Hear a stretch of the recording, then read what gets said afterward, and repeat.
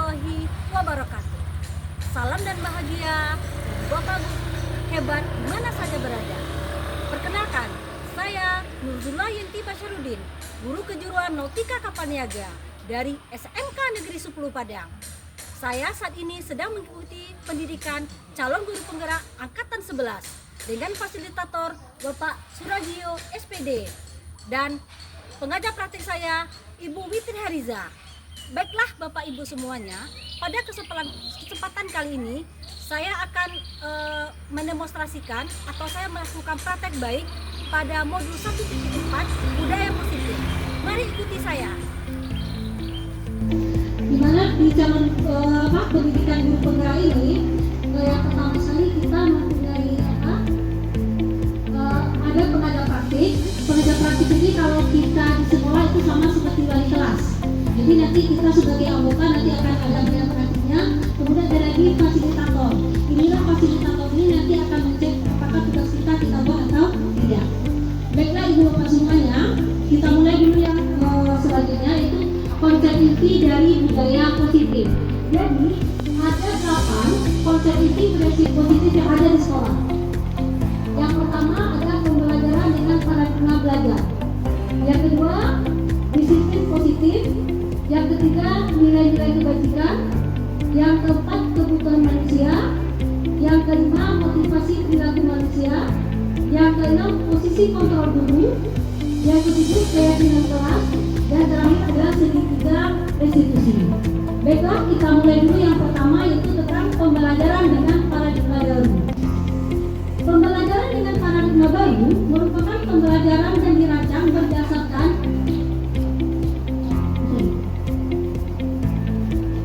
pembelajaran dengan paradigma baru merupakan pembelajaran yang dirancang berdasarkan prinsip berdiferensiasi. Apa itu berdiferensiasi? Berdiferensiasi adalah bagaimana kita melakukan pembelajaran yang kita mengakomodir semua kebutuhan peserta didik kita. Di mana peserta didik kita kan ada bermacam-macam. Ada dia yang mempunyai tipe audio, video, dan kinestetik. Nah, kemudian gunanya untuk apa? Sehingga nanti peserta didik belajar sesuai dengan kebutuhannya berdasarkan tahapan perkembangan sesuai teori psikologi modern untuk mewujudkan profil pelajar Pancasila. Jadi agar pendidikan itu nanti sesuai dengan profil pelajar Pancasila. Apa saja profil pelajar Pancasila? Ada 6. Yang pertama adalah beriman dan bertakwa kepada Tuhan Yang Maha Esa dan akhlak mulia. Jadi diharapkan semua peserta didik kita dia mempunyai keimanan dan ketakwaan kepada Tuhan Yang Maha Esa. Salah satu contohnya yang kita lakukan di sekolah adalah kita memberikan kultum setiap hari Jumat. Kemudian kita juga melaksanakan sholat berjamaah di hari sholat berjamaah zuhur. Kemudian yang kedua ada berkebinekaan global. Artinya apa? Semua peserta didik kita tidak hanya mencintai budayanya, tapi juga mencintai semua budaya yang ada di Indonesia. Yang ketiga adalah bergotong royong. Bergotong royong di sini artinya adalah bekerja sama. Bukan bekerja sama untuk mencontek, tapi bekerja sama untuk meningkatkan kompetensi. Yang keenam adalah kreatif. Yang keempat adalah kelab. Yang keempat adalah kreatif. Kreatif di sini artinya apa? Pelajar itu pembelajaran itu bisa kita lakukan dengan berbagai macam cara sehingga menimbulkan kreativitas mereka. Ini sudah pernah saya cobakan tahun kemarin itu di kelas 11 dan kelas 10 NKM. Saya minta mereka membuat video pembelajaran. Dari situ nanti akan kelihatan mereka tuh mempunyai kreativitas ya yang tidak pernah kita sangka ternyata mereka tuh bisa membuat video pembelajaran dengan baik. Kemudian adalah bernalar kritis dan terakhir adalah mandiri. Ya, mandiri ini kalau kita di sekolah kemaritiman sangat penting karena nanti anak-anak kita di kelas 12 ketika mereka melakukan PKL mereka harus bisa mandiri karena mereka tidak lagi didampingi oleh gurunya. Kemudian ada miskonsep tentang teori kontrol. Yang pertama adalah industri mengontrol murid. Kita beranggapan selama ini bahwasanya guru itu bisa mengontrol pemikiran muridnya, baik pemikirannya maupun tingkah lakunya. Yang kedua, ilusi orang dewasa berhak untuk memaksa. Karena kita beranggapan kita sebagai orang tua kita bisa memaksa anak kita. Kita sebagai guru kita bisa memaksa murid kita, padahal sebenarnya itu tidak dianjurkan. Kemudian ketiga adalah ilusi bahwa semua penguatan positif efektif dan bermanfaat. Ketika kita memberikan penguatan positif, kita anggap itu adalah hal-hal yang bermanfaat, padahal sebenarnya itu belum tentu. Positif menurut kita belum tentu positif menurut peserta didik. Kemudian yang keempat adalah ilusi kritis dan membuat rasa bersalah mampu membuat karakter. Kita tekan murid kita buat dia merasa bersalah. Ketika dia merasa bersalah, kita anggap kita sudah memberikan penguatan karakter.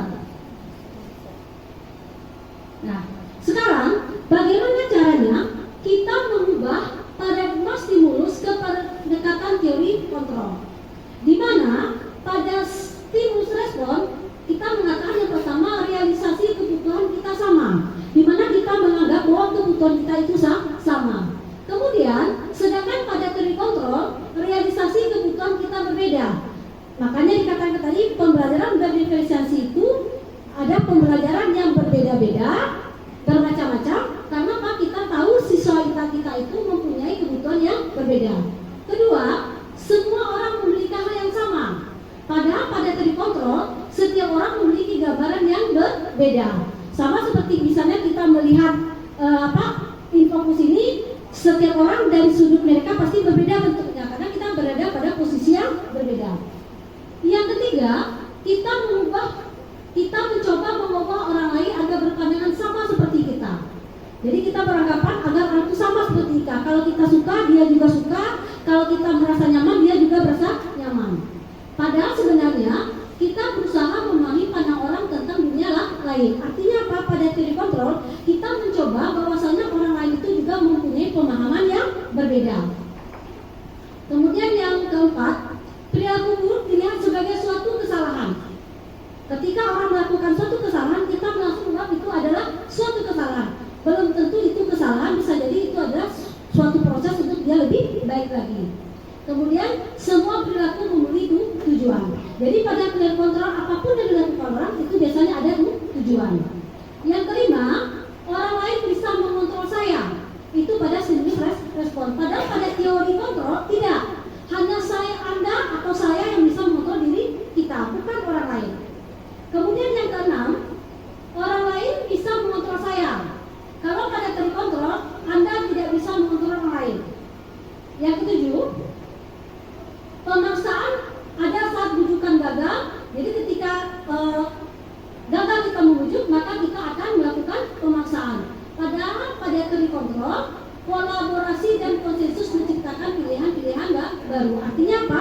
Kita harus bekerja sama. Jadi ketika kita meminta seorang melakukan, kalau mereka tidak mau, maka kita tidak boleh memaksa, maka kita mengajak dia berkolaborasi. Yang kedelapan, model berpikir menang atau kalah.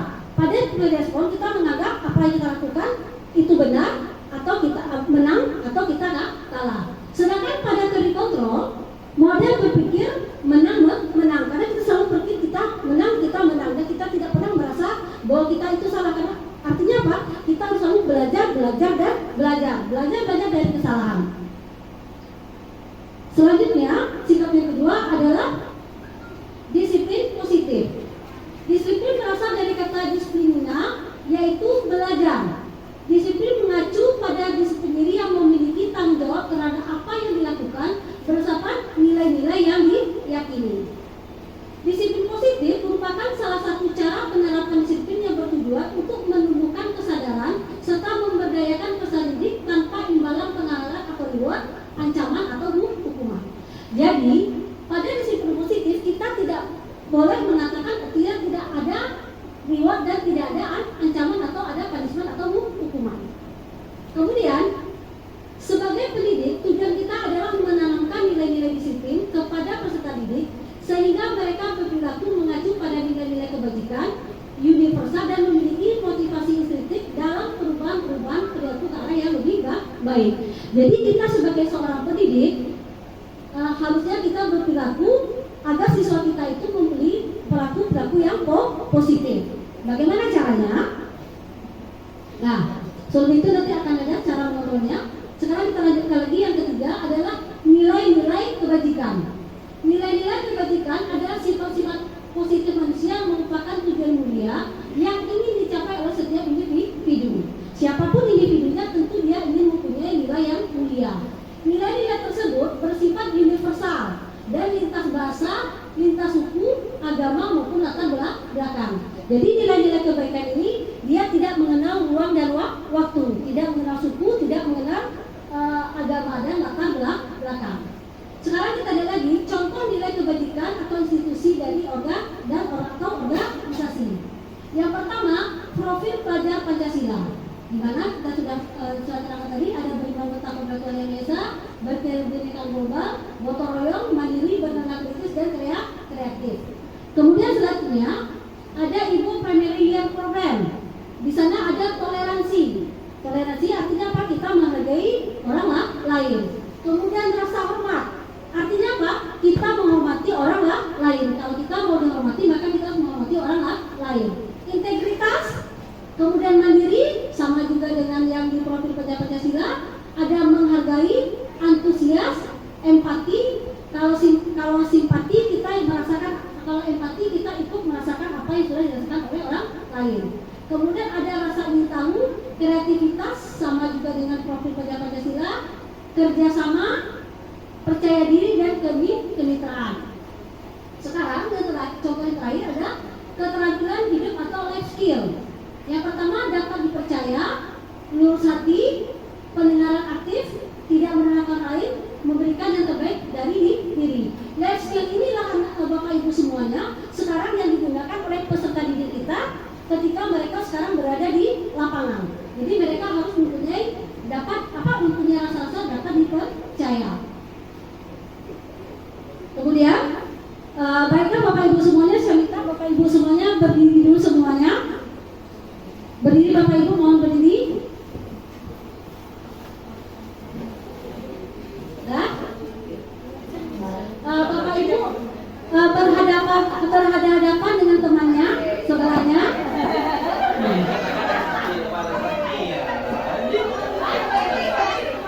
Berhadapan. Kalau bisa jangan sendiri, kalau itu beda apa?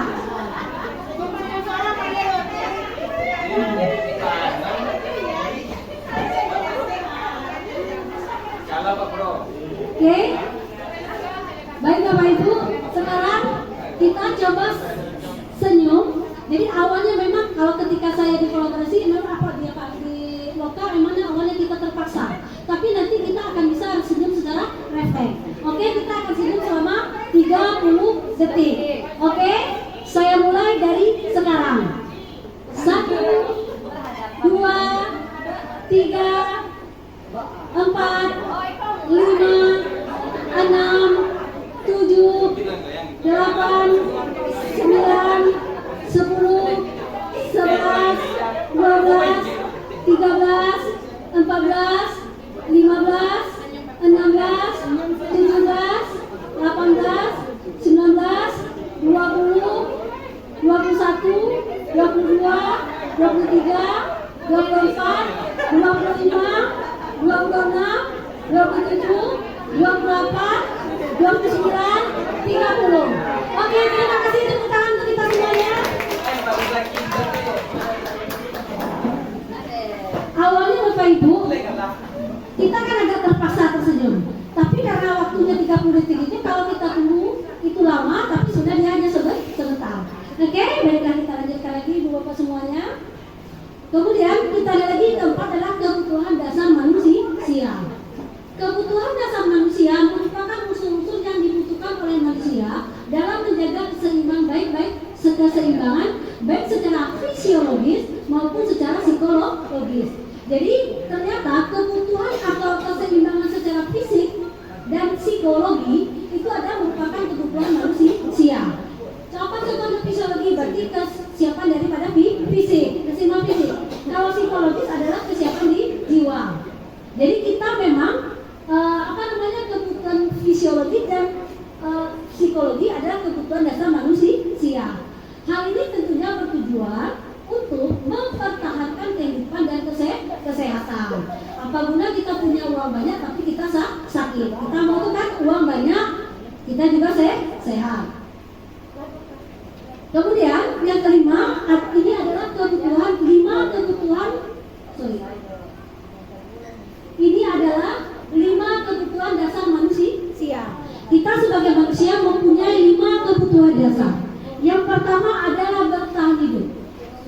Kita sampai sekarang kita masih tetap bertahan hidup dengan kita menjaga kesehatan fisik, kita menjaga kesehatan psikis, bahkan kita sudah melakukan survival atau bertahan hidup.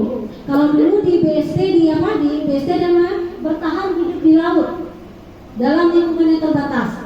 Kalau kita di sini bertahan hidup, ya, untuk apa? Bertahan hidup dengan apa? Kita tentu ingin ada kesehatan. Kita mungkin mempunyai rumah atau papan yang layak, dan tentu kita ingin ada makanan yang bisa kita makan agar kita bisa bertahan hidup. Yang tiga ini kalau di ekonomi itu kan adalah kebutuhan primer. Jadi bertahan hidup ini adalah salah satu kebutuhan dasar daripada manusia. Kebutuhan dasar yang kedua adalah kebutuhan akan kasih sayang dan rasa diterima. Kita membutuhkan kasih sayang dari orang terdekat kita, dari lingkungan kita, dan kita juga ingin diterima dalam kelompok. Ada kelompok ada kelompok dalam kelompok besar, ada juga dalam kelompok kecil. Kemudian kelima, kebutuhan dasar yang ketiga adalah kebebasan. Siapapun dia ingin bebas. Di sini saya analogikan seperti burung. Bebas itu artinya apa? Sama dengan kurikulum mereka, merdeka belajar. Merdeka itu bukan artinya kita bisa melakukan sesuatu itu sesuai dengan keinginan kita, tapi tetap kita melakukan sesuai dengan kaidah-kaidah yang ada. Jadi kebebasan di sini adalah kita memiliki kemandirian, memiliki choice atau pilihan untuk mencoba hal-hal yang baru. Pasti kita ingin mencoba hal-hal yang baru. Kemudian mampu mengendalikan diri, mampu mengendalikan arah diri. Artinya apa? Kita tidak mau disetir oleh orang lain. Kemudian kebutuhan yang keempat adalah kesenangan. Kesenangan itu kita bisa bermain dengan bebas. Kalau awal lagi salah satu bermain kita kan kita bisa bermain handphone dengan bebas. Kemudian kita bisa berhumor, kita bisa bercanda baik dengan teman, keluarga maupun sahabat kita. Antusiasme, kita mempunyai antusias. Seperti sekarang kan kita antusias misalnya orang yang membaca, menonton film Korea atau menonton itu ada kebebasannya. Kemudian kita bebas tetap tertawa. Yang selanjutnya adalah penguasaan. Artinya apa? Berkeinginan untuk dianggap dan berharga. Siapapun orangnya pasti ingin dia dianggap dan berharga. Bisa membuat perbedaan, bisa membuat pencapaian kompetensi diakui dan dihormati. Setiap tanpa kita sadari pasti kita sebenarnya ini kita mempunyai kekuasaan. Artinya apa? Kita bisa minimal berkuasa pada diri kita sendiri. Seperti saya katakan tadi. Kemudian yang kelima adalah 5 motivasi perilaku manusia. Motivasi manusia itu ada 2, ada motivasi ekstrinsik yang berasal dari luar, dan motivasi intrinsik, motivasi yang berasal dari dalam. Apa saja contoh motivasi ekstrinsik? Yang pertama, untuk menghindari hukuman atau ketidaknyamanan. Siapapun pasti tidak ingin mendapatkan hukuman, dan siapapun pasti tidak ingin hidup dalam keadaan tidak nyaman. Kemudian, untuk mendapatkan imbalan atau penghargaan dari orang lain. Contohnya kita kan pergi sekolah setiap hari, kita pergi mengajar kan kita dapat imbalan. Imbalan kita berupa gaji. Ini adalah termasuk motivasi ekstrinsik. Kemudian yang selanjutnya adalah motivasi intrinsik. Apa itu motivasi intrinsik? Motivasi yang berasal dari dalam diri kita sendiri. Apa itu? Untuk menjadi orang yang mereka inginkan dan menghargai diri sendiri dengan nilai yang mereka yakini. Kita tentu ingin menjadi orang yang diinginkan, orang yang dirindukan, dan kita mempunyai nilai-nilai yang mereka yakini.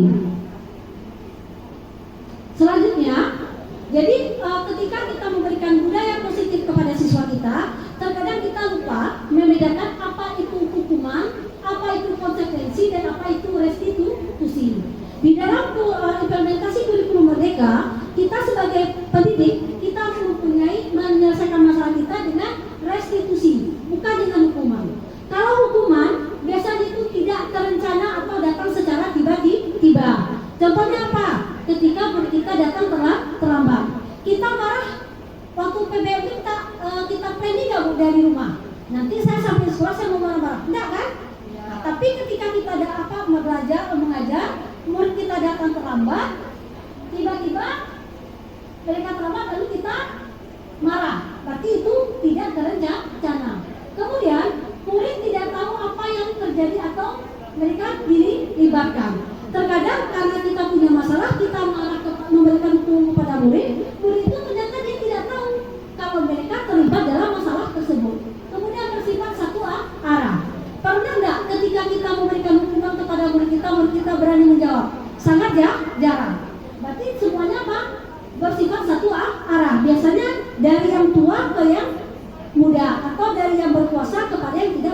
puasa.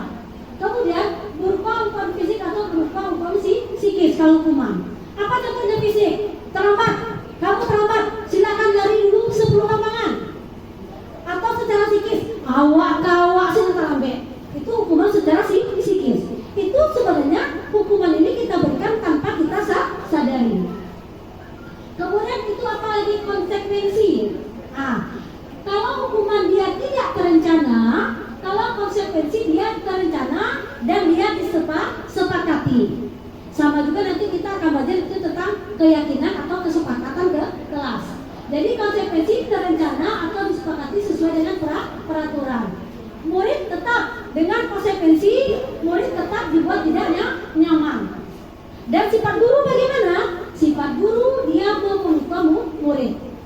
Kan contoh seperti saya berada konsekuensinya. Ketika kalian datang terlambat, kemudian atau berjalan di belakang ibu, kena denda 5.000. Itu kita sudah bikin konsekuensi bersama. Tetapi ada juga murid yang merasa tidak nyaman.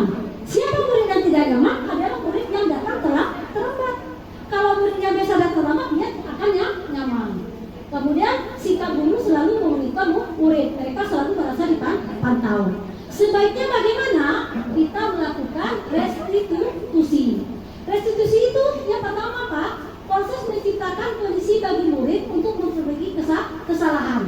Jadi ketika murid kita melakukan kesalahan, kita melakukan cara bagaimana dia memperbaiki dirinya.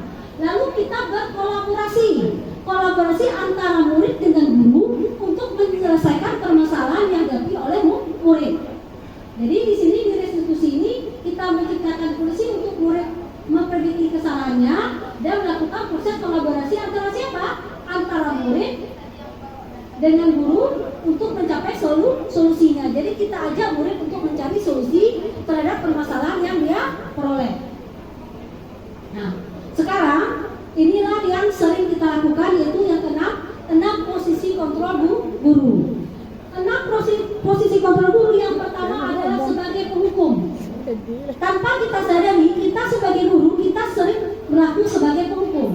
Apa ciri-ciri penghukum? Ciri-ciri penghukum itu yang pertama, suaranya pasti lebih tinggi dari suara normal. Awaknya nanti lambelan, itu penghukum. Lalu apalagi ciri-ciri penghukum? Ekspresi wajah biasanya lebih tegang, itu kalau penghukum. Itu ciri-cirinya. Lalu kalau kita penghukum biasanya ekspresi kita kan berbeda dengan lalu ekspresi anak juga akan berbeda. Nah, ini ciri-ciri posisi guru yang pertama adalah sebagai posisi penghukum. Lalu yang kedua, pembuat rasa bersalah. Pembuat rasa bersalah ini dia bertolak belakang dari penghukum. Kalau penghukum suaranya keras, kalau pembuat rasa bersalah biasanya suaranya lebih pelan. Contoh kalimatnya, ndak ibu awak mencari amawak. Ndak ibu awak mencari. Itu suara pembuat rasa bersalah. Lalu intonasi suaranya pelan, tapi kalau itu kenanya dalam. Itu kalau yang pembuat rasa bersalah. Yang ketiga adalah pemantau. Pemantau ini siapa? Dia selalu tipe guru ini, apapun yang dilakukan gurunya, dia sudah ada kaidah-kaidahnya. Contoh, kamu datang terlambat, kesepakatan kita bagaimana? Jadi dia sudah, apapun yang dilakukan, semuanya sudah ada SOP-nya. Kemudian yang keempat adalah tipe guru sebagai teman. Tipe guru sebagai teman ini, dia bisa merangkum peserta didiknya, tetapi negatifnya, biasanya tipe guru sebagai teman ini, murid ini hanya patuh kepada guru tersebut. Kan bisa kita lihat tuh, ya, kadang di awal tidak ngajar di kelasnya, kadang murid itu tidak mau mendengar kata-kata kita. Atau bisa gini, guru datang terlambat, biarlah masuk saja kamu dulu, nanti biar ibu yang menyelesaikan dengan guru piket. Ini adalah tipe teman. Jadi kalau tipe teman ini dia hanya patuh pada guru yang dia merasa dia sangat dekat. Yang baik itu tipe guru seperti apa? Adalah seperti guru manajer. Artinya apa? Dia bisa menyelami sikap dari peserta didiknya, lalu dia memberikan solusi-solusi terhadap permasalahan yang diberikan oleh permasalahan yang dihadapi oleh peserta didiknya. Jadi tipe guru yang bagus apa? Manajer. Sekarang adalah contoh penerapan 5 posisi kontrol. Kelas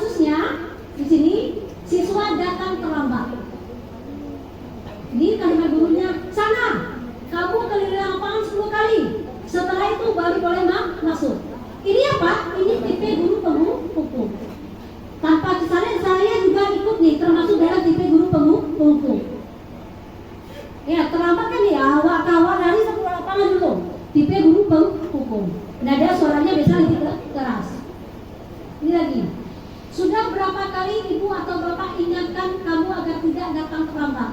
Kamu sudah membuat ibu sangat kecewa. Kata-kata ibu sangat kecewa ini membuat murid berasa bersalah. Dia kalau walaupun suaranya keras, membuat rasa bersalah, suaranya pelan.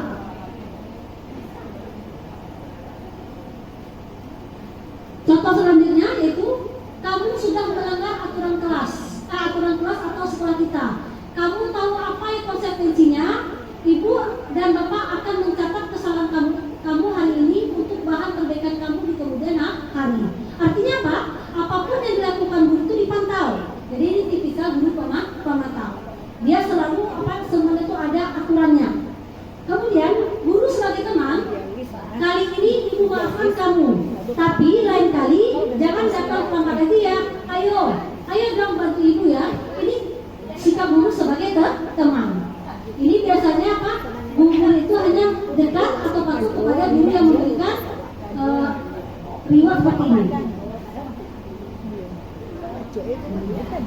Kasus yang kelima adalah ini. Apa kamu tahu kesalahan yang kamu lakukan? Bagaimana cara kamu memperbaiki kesalahan tersebut? Artinya apa? Ketika peserta didik kita melakukan kesalahan, kita tanyakan lagi kepada dia apakah yang dia lakukan itu betul atau salah. Ini adalah tipe guru manajer. Dia tidak menghakimi dan dia tidak membuat rasa takut kepada peserta didiknya. Nah, sekarang posisi kontrol apakah aku? Ini gurunya, kata gurunya, saya kecewa sekali dengan kamu. Kalau gurunya mengatakan saya kecewa sekali pada kamu, berarti apa perasaan di muridnya? Hah? Merasa apa? Saya kecewa dengan kamu. Sekali. Oh, bodoh kata muridnya. Jadi biasanya kalau di sini itu adalah membuat rasa bersalah.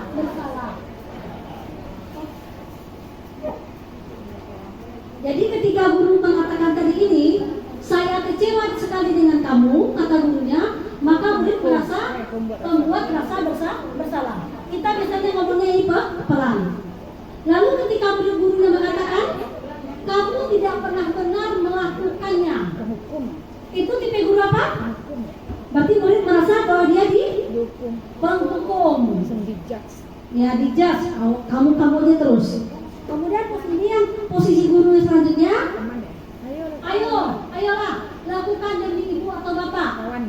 Ini tipe guru murid merasa seperti apa? Berteman. Seperti teman. Kita besti kan? Ayo dong demi gue, gitu kan? Nah, kemudian yang selanjutnya, kamu tidak pernah mendapatkan nilai jika tidak mengerjakan tugas. Ini murid merasa tipe guru seperti apa? Tipe guru seperti apa? Kamu tidak pernah mendapatkan nilai yang baik jika kamu tidak mengerjakan tugas. Berarti tipe gurunya adalah sebagai pemantau. Selanjutnya,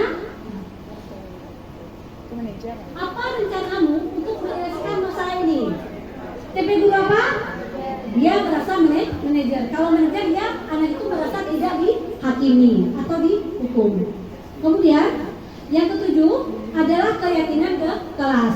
Tadi Bapak Ibu biasanya kita kan di awal pembelajaran kita sudah membuat kesepakatan kelas atau keyakinan ke kelas, atau sering-sering kita melakukan itu peraturan ke kelas.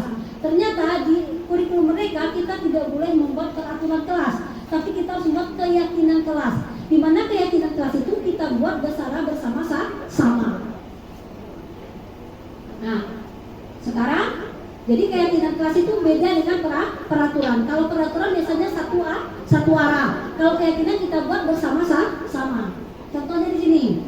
Mengapa karena kita orang kemaritiman, mengapa semua orang yang bekerja di atas kapal harus mempunyai sertifikat BST? Mungkin jawaban Anda adalah program pelatihan wajib yang harus ditempuh oleh setiap pelaut, yakni bekerja di atas kapal atau sertifikat keselamatan. Ini peraturan atau keyakinan? Peraturan. Ini adalah merupakan suatu peraturan. Ini peraturan yang baku. Jadi nanti akan beda antara peraturan dengan keyakinan. Nah, sekarang ini adalah bagaimana cara kita membentuk keyakinan ke kelas.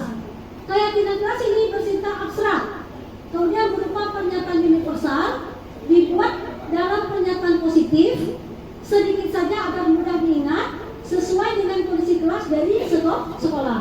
Jadi keyakinan kelas itu, setiap kelas itu berbeda-beda. Kemudian semua warga sekolah kelas dilibatkan saat pembuatan keyakinan ke kelas. Karena di sini sulit, keyakinan kelasnya tidak bisa saya ingin memperlihatkan ke ibu bapak semuanya. Ketika saya membuat keyakinan kelas di kelas 11 NKN. Baiklah semua taruna-taruni, sebelum kita memulai pembelajaran di semester ini, maka kita harus membuat tentang kesepakatan kelas atau keyakinan kelas. Di mana kesepakatan atau keyakinan ini berguna agar pembelajaran kita menjadi menyenangkan dan apa yang kita inginkan bisa terwujud. Nah, sekarang ada ibu bikin dua kolom. Yang pertama ada kesepakatan kelas, yang kedua ada kelas impian. Jadi kita pasti ingin mempunyai, sebelum kita masuk pada kesepakatan kelas, maka kita akan membuat dulu kelas impian. Jadi ibu akan membagikan form ini, kalian akan menulis sini tanpa membuat nama. Jadi kalian mau itu kelas impian yang seperti apa? Oke, bisa ibu dibantu Daniel bagikan ke belakang.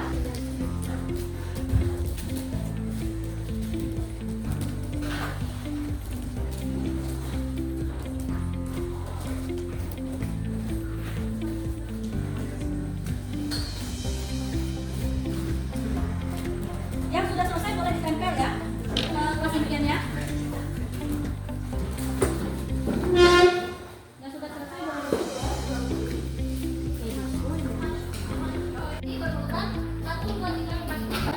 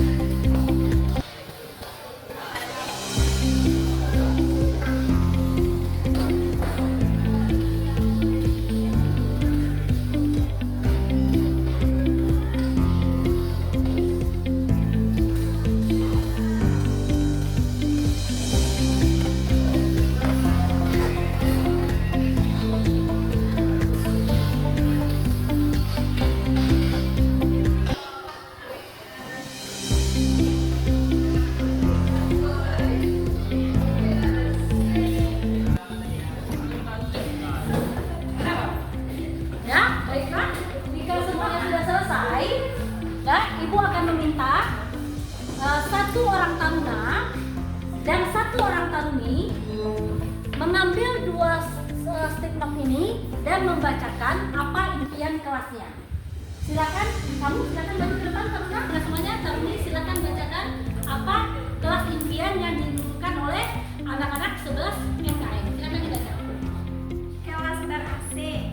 Oke. Kelas pengen nyaman dan tidak bersuara, yang bisa diajak kerjasama. Oke, silakan. Berarti kesepakatan apa dia ingin kelas impian itu kelas yang ber-AC, kemudian kelas yang tidak berisik. Artinya apa? Kalau tidak berisik, artinya semuanya harus bisa menahan diri. Oke, silakan Taruna. Teman-teman yang bisa diajak kerjasama jika ada tugas kelompok, Ya. kelas yang nyaman tidak ribut, Ya. saat belajar enjoy tapi fokus dan serius. Oke, itu impiannya. Berarti impian yang pertama, temannya bisa diajak kerjasama, kemudian kelasnya nyaman dan tidak ribut, berisik sama juga dengan yang lain. Oke, yang kedua, Memakai AC kipas angin 2, memakai tirai jendela, tidak terlalu berisik, guru di dalam kelas harus adil dengan semua muridnya. oke, jadi maunya ada AC-nya, pakai tirai, ada kipas angin dan guru adil sama semua muridnya. Oke, silakan ditempel lagi. Baiklah. Jadi itu adalah kelas impian. Oke, silakan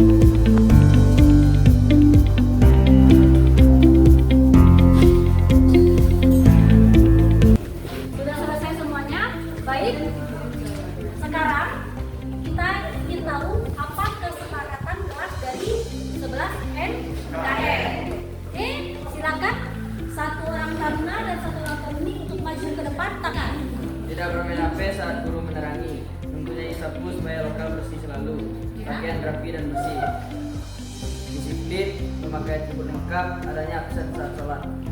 Oke, baik. Jadi intinya yang pertama dia mau kelas rapi, atribut lengkap, ada sapu di dalam kelas, ada absen kita sholat. Oke, silakan.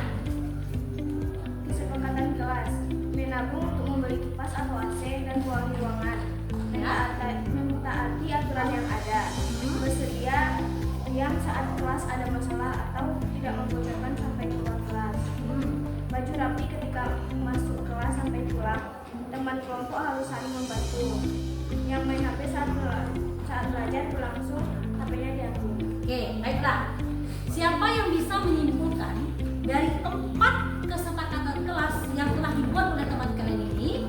Ya, apa saja yang pertama? Tidak main HP. Yang kedua? Memakai atribut lengkap. Yang ketiga? Kelas mempunyai sapu. Menabung untuk membeli kipas angin dan AC. Kemudian absen sholat. Nah, ini adalah kesepakatan kelas yang telah kalian buat bersama-sama. Ini adalah untuk agar kita menjadi kelas impian. Baik, terima kasih. Taruna silakan ditempel kembali.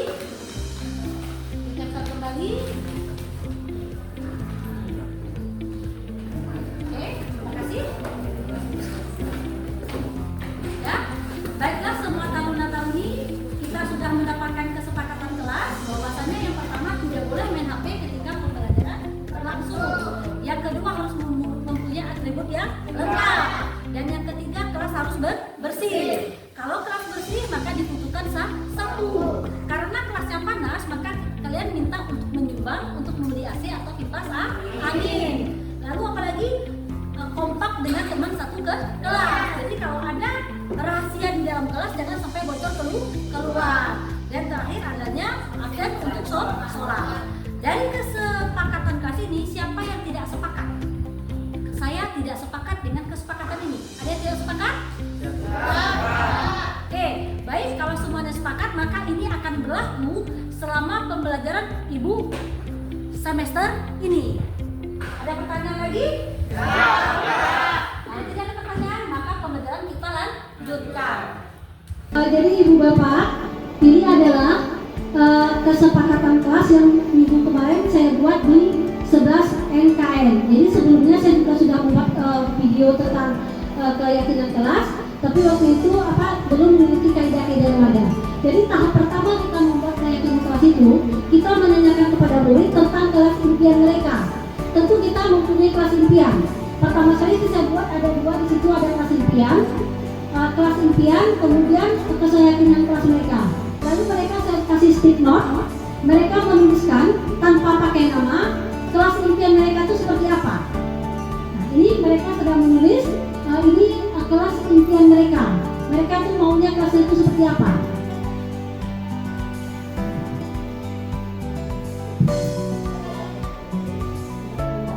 Ya, setelah mereka menulis, jadi nanti setelah mereka tulis di stick note, nanti saya minta mereka menempel di papan tulis.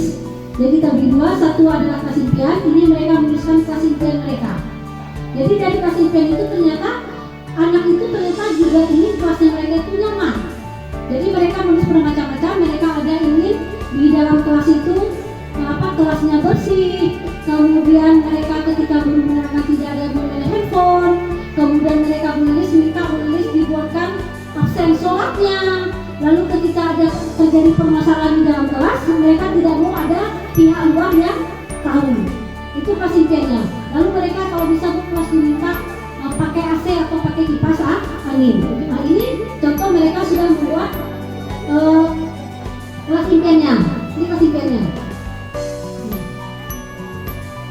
Nah, lalu saya minta 2 orang maju ke depan untuk memilih sendok ini, pilihlah 2 mewakili apa pilihan daripada teman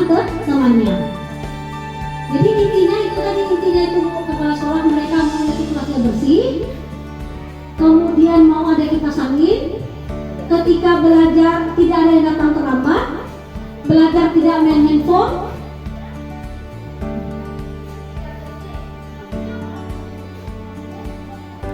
Mereka tidak mau berisik.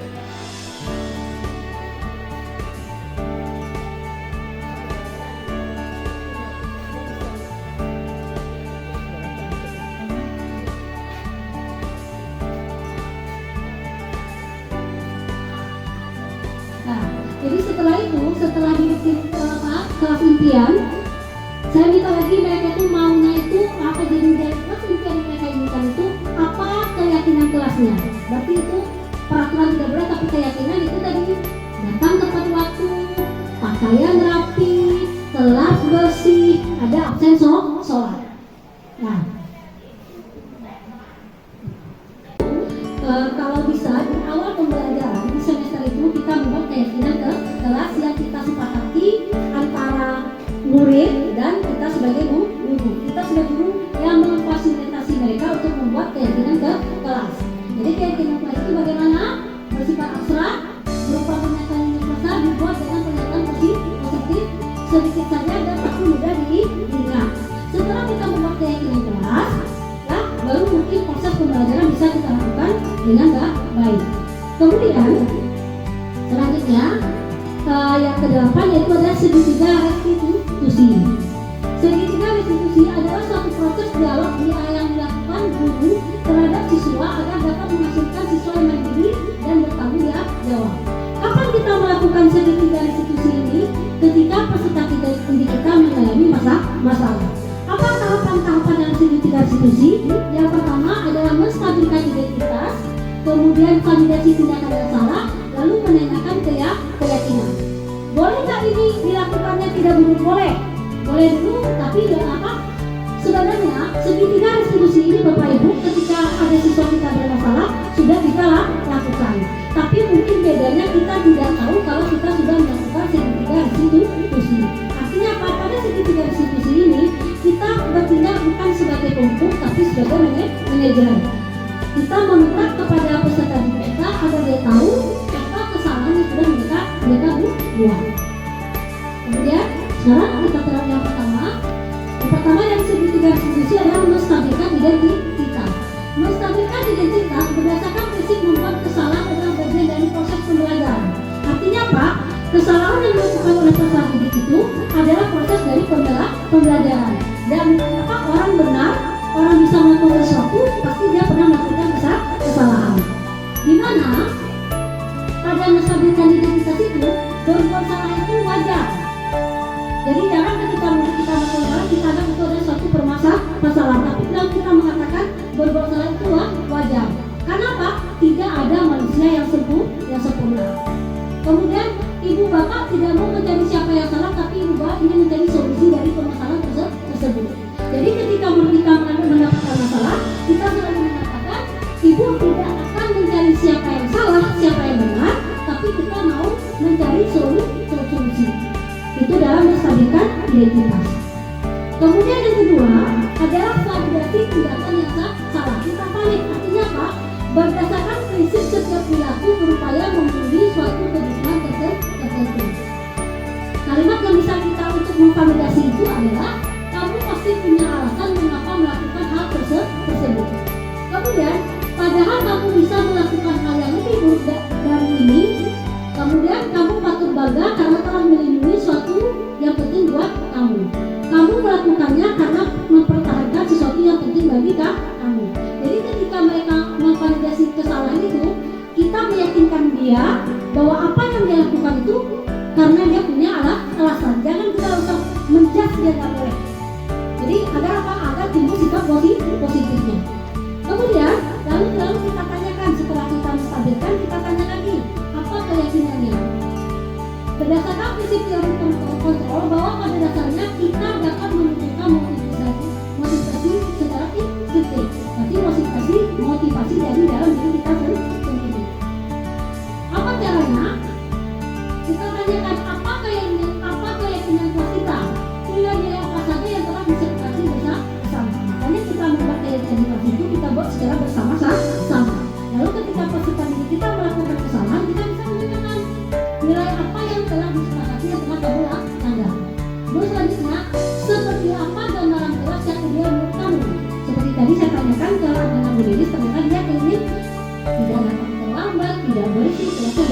apresiasi.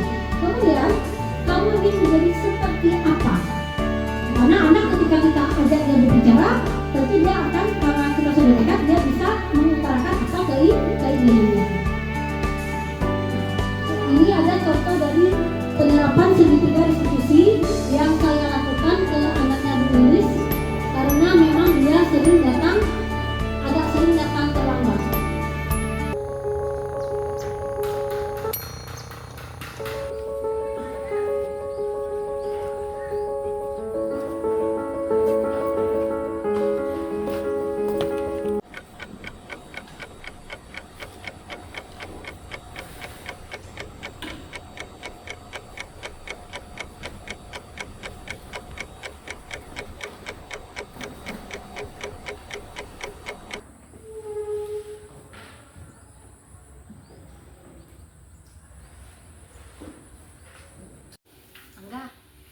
Angga tahu nggak kenapa Angga dipanggil sekarang?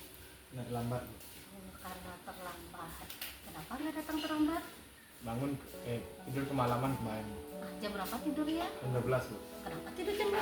Karena main game Bu. Main game nih, ngapain tuh?